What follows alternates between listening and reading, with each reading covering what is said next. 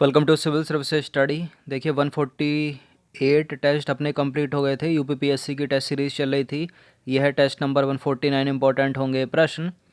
तो चैनल को सब्सक्राइब रखना, बेल आइकन को प्रेस रखना। लेटेस्ट वीडियो का नोटिफिकेशन पाने के लिए टेलीग्राम चैनल को भी ज्वाइन कर लीजिए।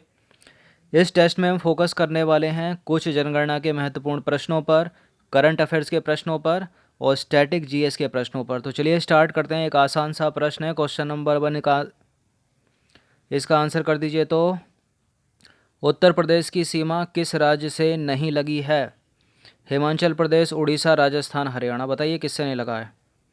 उत्तर प्रदेश किस राज्य के साथ सीमा नहीं बनाता है? हिमाचल प्रदेश के साथ बनाता है, राजस्थान के साथ बनाता है, हरियाणा के साथ बनाता है, उड़ीसा के साथ नहीं बनाता है। इसके अलावा उत्तराखंड के साथ बनाएगा, बिहार के साथ बनाएगा, छत्तीसगढ़ के साथ बनाएगा, झारखंड के साथ बनाएगा, मध्य प्रदेश के साथ बनाएगा। तो देखिए जो उत्तर प्रदेश है वो वेस्ट में लगा है राजस्थान से, हरियाणा, हिमाचल प्रदेश और दिल्ली में लगा है नॉर्थ वेस्ट से, और उत्तराखंड और नेपाल से लगा है नॉर्थ से, और बिहार से लगा है ईस्ट में, और मध्य प्रदेश जो है वो साउथ लगा है, और जो छत्तीसगढ़ है और झारखंड है वो लगे हैं साउथ ईस्ट से। याद रखना। क्वेश्चन नंबर 2 है, उत्तर प्रदेश के संदर्भ में कौन सा एक असत्य है? वर्तमान में प्रदेश की गवर्नर आनंदीबेन पटेल हैं। करेक्ट है। प्रदेश में लेजिस्लेटिव असेंबली की संख्या 403 है, मतलब विधानसभा 403 संख्या है। करेक्ट है। और प्रदेश में लेजिस्लेटिव काउंसिल, विधान परिषद 100 हैं सीटें। और प्रदेश में राज्यपाल 2 एंग्लो इंडियन को नियुक्त करते हैं।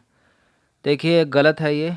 प्रदेश में जो राज्यपाल है इसमें 403 प्लस 1 एंग्लो इंडियन नियुक्त करते हैं राज्य के राज्यपाल, 2 नहीं। तो फर्स्ट करेक्ट है, सेकंड करेक्ट है, थर्ड करेक्ट है, फोर्थ है इनकरेक्ट। 2 एंग्लो इंडियन नहीं, 1 एंग्लो इंडियन। तो 403 प्लस 1 404। क्वेश्चन नंबर 3 है, उत्तर प्रदेश के उप मुख्यमंत्री कौन है? उत्तर प्रदेश में वर्तमान में उप मुख्यमंत्री कौन है? देखिए मुख्यमंत्री सबको पता है योगी आदित्यनाथ हैं, और उप मुख्यमंत्री कौन है? 2 हैं। एक हैं केशव प्रसाद मौर्य और दूसरे हैं दिनेश शर्मा। तो ए करेक्ट, सी करेक्ट, इसका आंसर हो जाएगा ऑप्शन नंबर डी, ए और सी दोनों। तो केशव प्रसाद मौर्य और दिनेश शर्मा जो हैं उप मुख्यमंत्री हैं वर्तमान में। क्वेश्चन नंबर 4 है, उत्तर प्रदेश के वर्तमान में डीजीपी कौन है? इंपॉर्टेंट है प्रश्न, पूछ लिया जा सकता है। वर्तमान में डीजीपी कौन है उत्तर प्रदेश के? ओपी सिंह है। कौन है? ओपी सिंह। यहाँ पर एक नाम और दिख रहा होगा आपको, रमेश रंगनाथन। ये कौन है? ये उत्तर प्रदेश का जो पड़ोसी देश है ना उत्तराखंड, उसके chief justice of the state है, मतलब नैनीताल हाई कोर्ट के मुख्य न्यायाधीश हैं। उत्तराखंड का हाई कोर्ट कहाँ पर? नैनीताल में है ना। तो नैनीताल के मुख्य न्यायाधीश हैं रमेश रंगनाथन, जस्टिस रमेश रंगनाथन। और जो डीजीपी की बात हो रही है तो ओपी सिंह है उत्तर प्रदेश के डीजीपी। क्वेश्चन नंबर 6 है, जनगणना 2011 के अनुसार उत्तर प्रदेश का सेक्स रेशियो है। कितना है 2011 की जनगणना के अनुसार उत्तर प्रदेश का सेक्स रेशियो? देखिए उत्तर प्रदेश का जो सेक्स रेशियो है 2011 की जनगणना के अनुसार वो है 912। कितना है? 912 है। अगर बात आती है 0 से 6 चाइल्ड सेक्स रेशियो कितना है, तो वो कितना है? 902 है। याद रखना, 2011 की जनगणना के अनुसार हैं दोनों। अगर बात आती है 2001 से प्रश्न पूछ लिया, 11 को ना छोड़ के पीछे चला गया 10 वर्ष, तो कितना है? तो था 898 था जो सेक्स रेशियो था, और 0 से 6 कितना था? वो 916 था। तो ये है 2001 के अनुसार और ये है 2011 के अनुसार। ये दोनों 2011 के अनुसार और ये हैं 2001 के अनुसार। ये है टोटल सेक्स रेशियो, ये है 0 to 6 चाइल्ड सेक्स रेशियो। 7वां प्रश्न है, जनगणना 2001 से 11 के बीच उत्तर प्रदेश के लिंगानुपात में कितने की वृद्धि हुई है? अब प्रश्न इस तरह से ही पूछ लिया जा सकता है। तब इस तरह का अगर आप प्रश्न आपको बनाना है तब भी वर्तमान 2011 की जनगणना के अनुसार कितना है? 912 है। कितना है? 912 है। और 2001 की कितना था? 2001 जनगणना में कितना था? 898 था। तो ऐड कर लो, यहाँ के 2 ये 2 12, कितने हो गए? 14 हो गए। तो कितने की वृद्धि हुई है? 14 की वृद्धि हुई है। इसका आंसर हो जाएगा अभी। इस तरह से ही प्रश्न घुमा फिरा के पूछा जा सकता है, याद रखना। क्वेश्चन नंबर 8 है, जनगणना 2011 के अनुसार उत्तर प्रदेश की पॉपुलेशन ग्रोथ कितनी है? जनगणना 2011 के अनुसार उत्तर प्रदेश की जो पॉपुलेशन ग्रोथ है वो कितनी है? 20.23%। कितनी है? 20.23%। इम्पोर्टेंट है, पूछा जा सकता है। जनगणना 2011 के अनुसार उत्तर प्रदेश की परसेंटेज ऑफ टोटल पॉपुलेशन कितनी है? ये थी पॉपुलेशन ग्रोथ जो थी 20.23%, और यह है percentage of total population growth कितनी है जनगणना 2011 के अनुसार? कितनी है? 16.5%। 16.50% है, सीधा सीधा आंकड़ा है।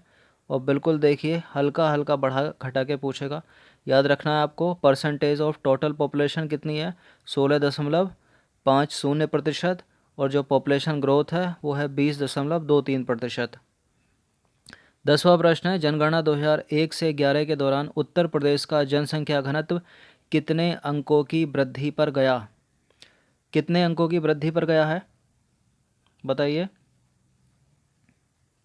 कितने अंकों की वृद्धि पर गया है? देखिए 139 अंकों की वृद्धि पर गया है।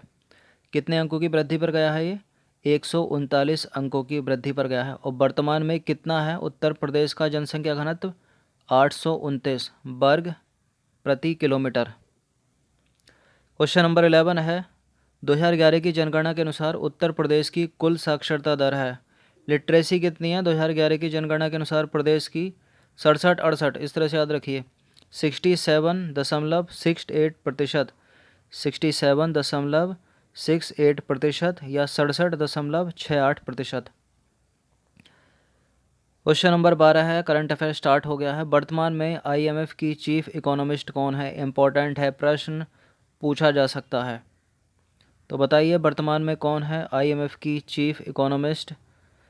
देखिए सीता गोपीनाथ नहीं है, नीता गोपीनाथ नहीं है, अनीता गोपीनाथ नहीं है, ये है गीता गोपीनाथ। कौन है? गीता गोपीनाथ हैं। क्या है आईएमएफ का पूरा नाम? International monetary fund. क्या है? International monetary fund. बात आती है आईएमएफ की, तो इसका फॉर्मेशन कब हुआ था, कब हुई थी इसकी स्थापना? 27 दिसंबर 1945 में हुई थी। और जो इसकी मेंबरशिप कंट्री हैं वो कितनी है? 189 कंट्री हैं। देखिए जितनी कंट्री आईएमएफ की हैं उतनी कंट्री ही वर्ल्ड बैंक की हैं। उसका फॉर्मेशन हुआ था 1944 में, इसका हुआ 1945 में। हेडक्वार्टर दोनों का कहाँ पर है? Washington DC, United states of America. और जो इसकी ऑफिशियल लैंग्वेज है इंटरनेशनल मॉनेटरी फंड की वो है इंग्लिश। और मैनेजिंग डायरेक्टर मोस्ट इम्पोर्टेंट है इसके आईएमएफ की, कौन है ये? Kristalina Georgieva. कौन है? Kristalina Georgieva. ये नाम याद रखना, मोस्ट इम्पोर्टेंट है, पूछेगा जरूर। या तो क्रिस्टलिना जॉर्जिवा पूछेगा या फिर गीता गोपीनाथ को पूछेगा। चीफ इकोनॉमिस्ट कौन है? गीता गोपीनाथ। क्वेश्चन नंबर 13 है, वर्तमान में CISF के प्रमुख कौन है? Director general of CISF। CISF का क्या है पूरा नाम? Central industrial security forces. Ministry of home affairs के अंदर में आती है, ये गृह मंत्रालय के अंडर में है। तो कौन है? राजेश रंजन है CISF के वर्तमान में प्रमुख। यहाँ पे एक नाम दिख रहा होगा आपको, अजीत डोभाल। ये कौन है? राष्ट्रीय सुरक्षा सलाहकार हैं भारत के। इनका कार्यकाल खत्म हो रहा था लेकिन फिर से बढ़ा दिया गया है। तो अगर प्रश्न आता है वर्तमान में कौन है, तो अजीत डोभाल ही हैं। तो बात करते हैं, देखिए इसका पूरा नाम क्या हो गया? सेंट्रल इंडस्ट्रियल सिक्योरिटी फोर्सेस, केंद्रीय औद्योगिक पुलिस बल या पुलिस फोर्स। फॉर्मेशन हुआ था, इसकी स्थापना हुई थी 1969 में।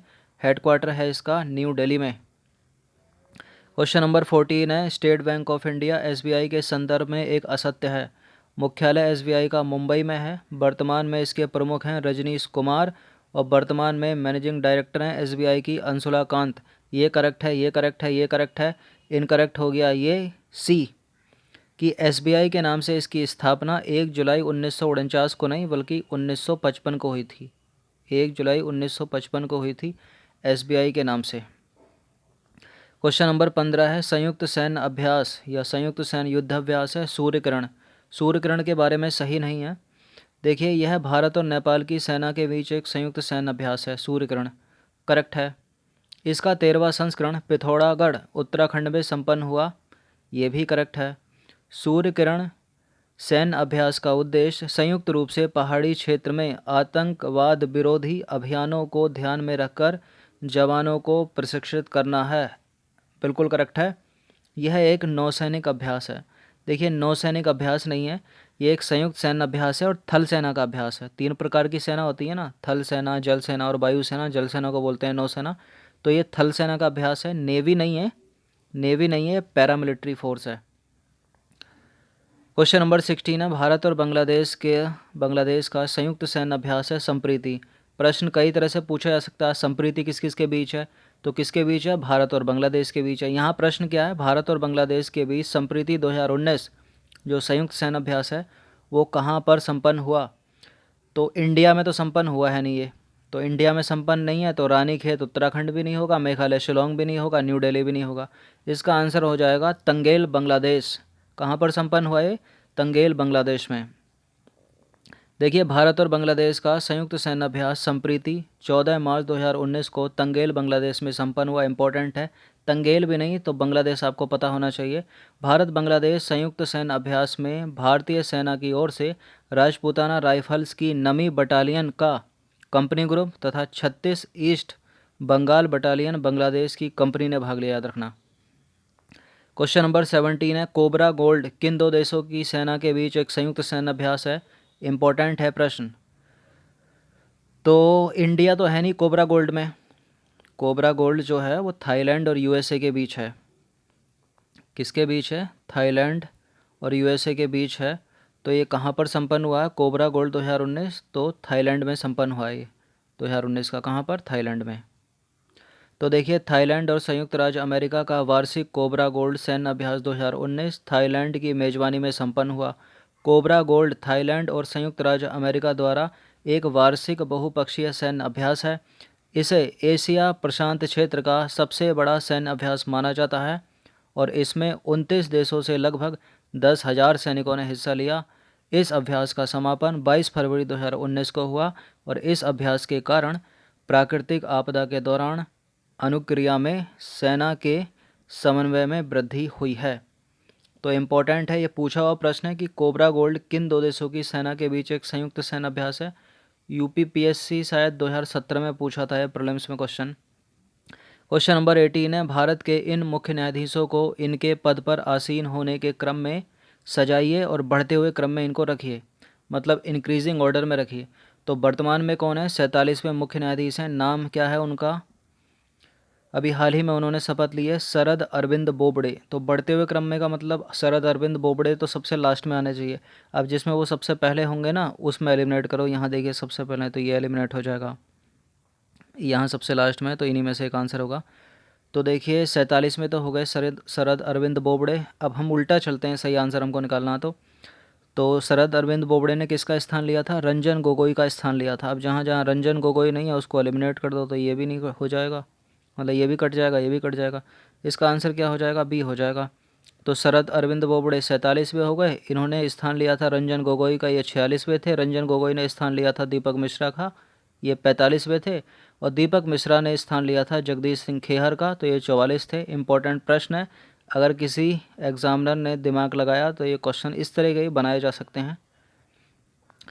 तो इंक्रीजिंग ऑर्डर होगा या बढ़ता हुआ क्रम होगा इसका, जगदीश सिंह खेहर 44वें मुख्य न्यायाधीश, उसके बाद 45वें दीपक मिश्रा, उसके बाद 46वें रंजन गोगोई और अब हैं वर्तमान में 47वें शरद अरविंद बोबड़े। और चीफ जस्टिस ऑफ इंडिया कितने वर्ष तक अपने कार्यकाल पर रहता है, 65 वर्ष की आयु तक, याद रखना। क्वेश्चन नंबर 19 है, राष्ट्रीय मानव अधिकार आयोग NHRC national human right commission में संशोधन 2019 के बाद इस आयोग के अध्यक्ष एवं सदस्यों का कार्यकाल कितना हो गया है, बताइए। देखिए नेशनल ह्यूमन राइट कमीशन या राष्ट्रीय मानव अधिकार आयोग एक नॉन कॉन्स्टिट्यूशनल बॉडी है, मतलब गैर संवैधानिक निकाय है। अभी हाल ही में 2019 में इसमें संशोधन हुआ है। तो इसके सदस्यों का कार्यकाल जो पहले 5 वर्ष और 70 वर्ष की आयु जो भी पहले पूरा हो जाए होने तक था, अब वर्तमान में 3 वर्ष या 70 वर्ष की आयु जो भी पहला पूरा हो जाए होने तक ये अपने पद पर बने रहते हैं, सदस्य और अध्यक्ष इसके। क्वेश्चन नंबर 20 है, राष्ट्रीय मानवाधिकार आयोग के संदर्भ में दूसरा प्रश्न है, नेशनल ह्यूमन राइट कमीशन में संशोधन 2019 के बाद इस आयोग का अध्यक्ष बनने के लिए योग्यता क्या है। देखिए पहले इसकी योग्यता थी केवल सर्वोच्च न्यायालय का सेवानिवृत्त मुख्य न्यायाधीश ही इसका अध्यक्ष बनेगा, लेकिन अब जो अध्यक्ष की संशोधन के बाद बदलकर क्या कर दी गई है कि सर्वोच्च न्यायालय का कोई भी जो न्यायाधीश है वो इसका अध्यक्ष बन सकता है, लेकिन वो सेवानिवृत्त होना चाहिए, सेवारत नहीं होना चाहिए। सर्वोच्च न्यायालय का, सुप्रीम कोर्ट का कोई भी जो जज है, जस्टिस है, वो इसका अध्यक्ष बनाया जा सकता है, लेकिन वो सेवानिवृत्त होना चाहिए, हाई कोर्ट का नहीं है। हाई कोर्ट जहाँ जहाँ उसको काट दो। और केवल सर्वोच्च न्यायालय का मुख्य न्यायाधीश मुख्य सेवानिवृत्त नहीं है। मुख्य का जो इसमें बाउंडेशन थी वो हटा दी है, तो कोई भी न्यायाधीश जो है सुप्रीम कोर्ट का बन सकता है इसमें, और लेकिन वो सेवानिवृत्त होना चाहिए, पदमुक्त होना चाहिए। तो देखिए ये 20 प्रश्न थे, इंपॉर्टेंट थे, अच्छे से इनका रिवीजन कर लेना, एक बार तो कर ही लेना। 15 दिसंबर को एग्ज़ाम है, हर दिन प्रैक्टिस करते रहिए, चाहे जहाँ से भी करिए। धन्यवाद।